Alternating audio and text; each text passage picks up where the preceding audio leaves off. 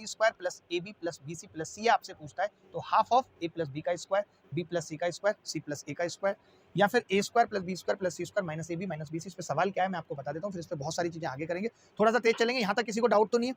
Anybody else जिसको doubt है? Total 4800 लोग हमें देख रहे हैं, 4200 लोगों ने लाइक किया है, बहुत बहुत धन्यवाद आप सबका जिन्होंने पसंद किया और हमें माफ भी किया कि हम थोड़ा लेट क्लास शुरू कर पाए। एक पहला छोटा सा सवाल है, बहुत छोटा सा सवाल है, कौन आंसर बताएगा? आपको 15 सेकंड देता हूँ। सवाल है ए बराबर 793, बी बराबर 794, सी बराबर 796, then find A square plus B square plus C square minus A B minus B C minus ए का होल स्क्वायर पूछो। कोई बता सकता है आप में से होल स्क्वायर क्या होगा? Anybody else? कोई भी बॉडी बताए, चाहे वो डेड बॉडी क्यों नहीं है। मजा आएगा भाई, मजा काट देंगे। आज आपका साथ चाहिए, नई जगह, हमारे अंदर भी घबराहट है। आपसे पता है कितनी दूर है? 3-3.5 किलोमीटर दूर है। देश के बिल्कुल कोने पे है, ऐसे समझ लो कि आपने अगर थोड़ा भी धक्का दिया तो समुद्र में गिरेंगे, इतने कोने पे हैं। तो मैं चाहता हूँ कि आपका सपोर्ट और प्यार दोनों मिलना चाहिए, जितने भी लोगों के पास मैक्सिमम ये वीडियो पहुंचना चाहिए सबसे। देखो भाई, मैंने कहा कि ये स्क्वायर है बस, और कुछ नहीं। और स्क्वायर इस पूरे सवाल में एक ही जगह दिया हुआ है और वो है 49।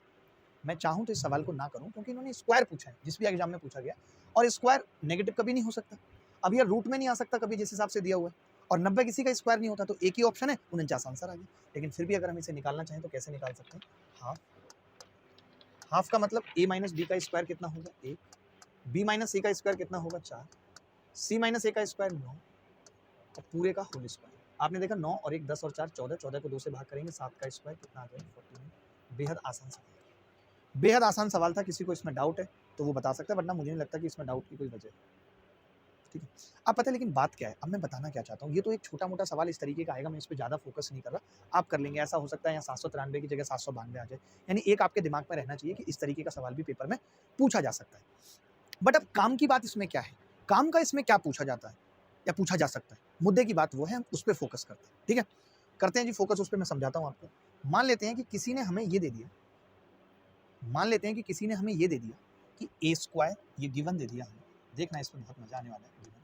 उन्होंने हमसे कहा कि भाई A square plus B square plus C square बराबर A B plus B C plus C A है। इसका मतलब क्या है? बड़े सवाल इस पे आते हैं, बड़े सवाल इस पे आते हैं। मैं ज़्यादा नहीं बताऊंगा, आज थोड़ा अलग तरीके से पढ़ा रहा हूँ। एक फॉर्मूला लिखा, एक कॉन्सेप्ट बताया, 3-4 सवाल कराए, फिर एक बताया, 3-4 सवाल कराए, छुट्टी। उस तरीके से आज आगे बढ़ेंगे, ताकि बीच में भी कोई हमारे साथ ज्वाइन करता है तो उसको समझ में आए कि अच्छा ये सवाल इस कॉन्सेप्ट में।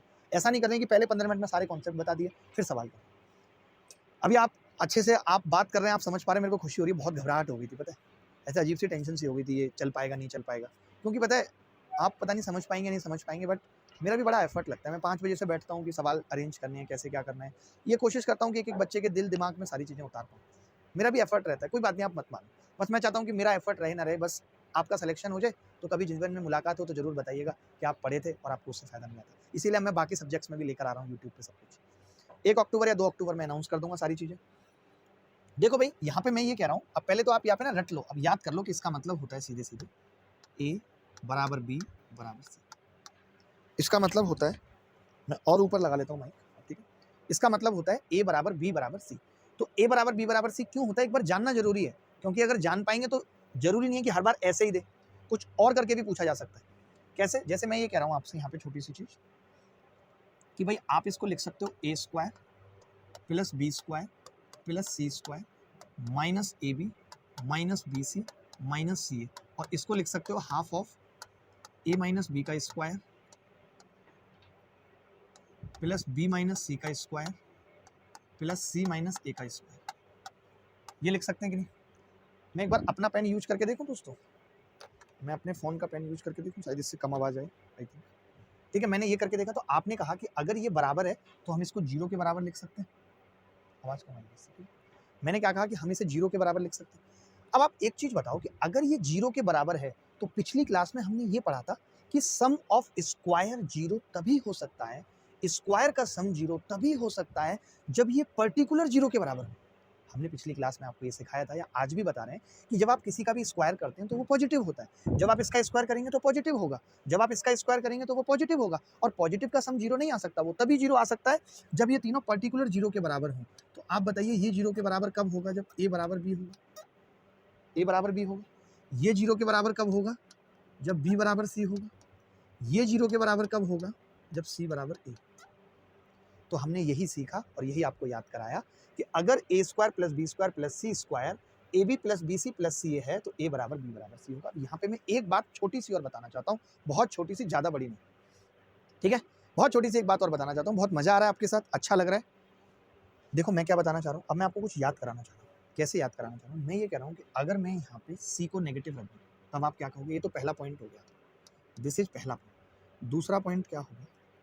तो आप कहोगे कि दूसरा पॉइंट होगा अगर आपने A square plus B square plus C square और माइनस ए बी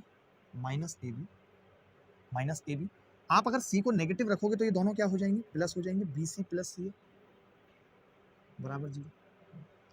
अब अगर आपने सी को पॉजिटिव कर दिया तो अब आपने डायरेक्ट याद रख लो कि जैसे ही मैं इसको देखूंगा कि इन्होंने सी को पॉजिटिव कर दिया, यानी सी को आपने माइनस सी रख दिया, तो इसका निष्कर्ष क्या आएगा निकल के? इसका निष्कर्ष आएगा कि ए ठीक है, बी भी बराबर ठीक है, लेकिन सी अब नेगेटिव।